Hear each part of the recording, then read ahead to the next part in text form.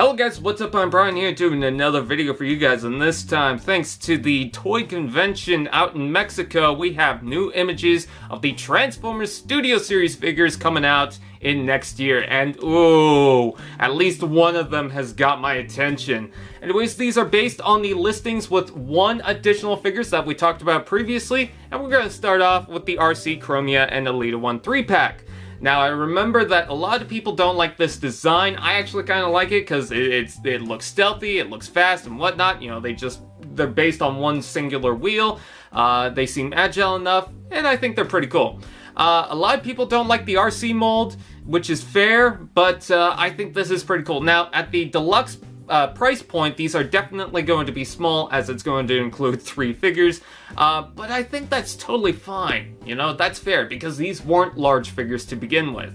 I do like the motorcycle mode, and what I really love is the fact that they are all different molds, because Elita 1 seems to get the short end of the stick. I don't think she had a single mold to herself, because the deluxe one was just a repaint of Chromia in these weird colors.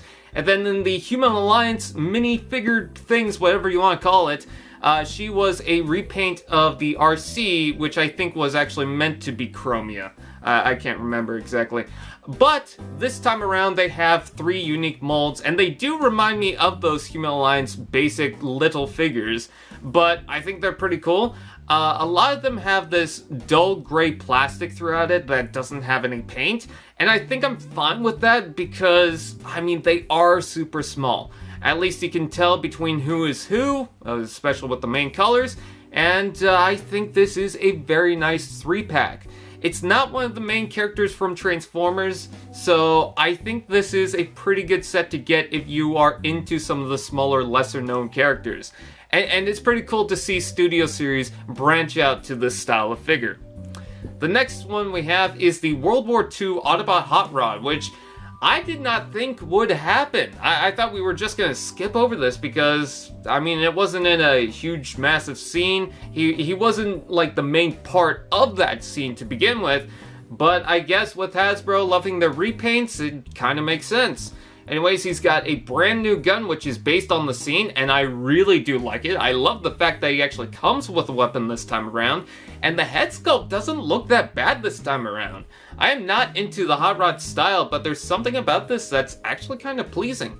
I do like the fact that he still has a little bit of orange. There's not much of it, but with the Bumblebee, he's mostly green anyway, so I didn't expect a lot of color to this. Overall, I think it's fine. If you like the mold, well, here you go. I imagine a lot of people don't, and some people might skip over this completely, but if you're into it, there you go. You can actually complete the scene.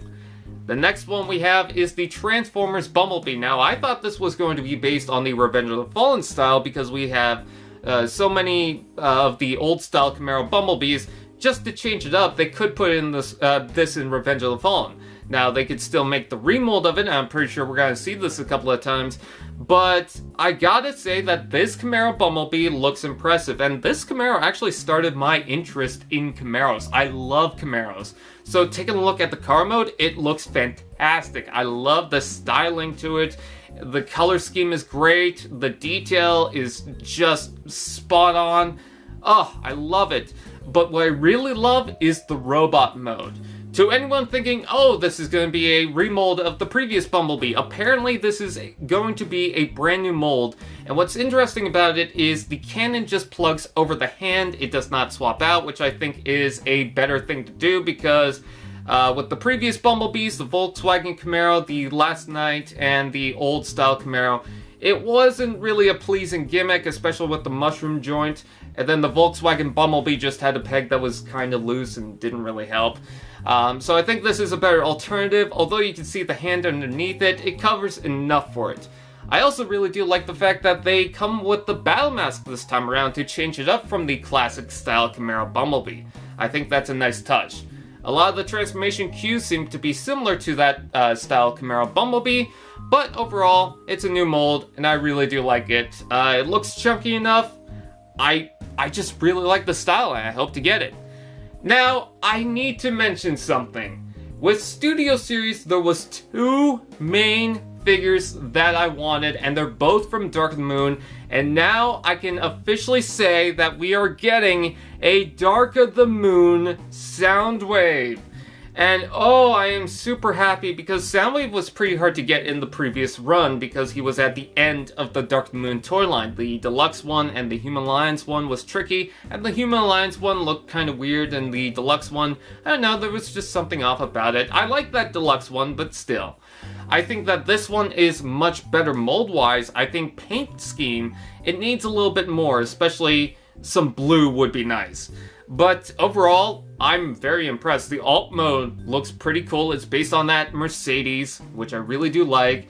It's mostly gray, but that's fine. And then the robot mode kind of has this thickness to it that the deluxe class figure was kind of missing. It's not overly large, but his shoulders seem to be much more wide, which I do like. He also comes with Laserbeak, which is all in one solid color. I wish there was a little bit more red, or maybe it was in a darker color, but that's still fine. At least he includes it, and it can also hook up onto his arm, which I think is a nice touch.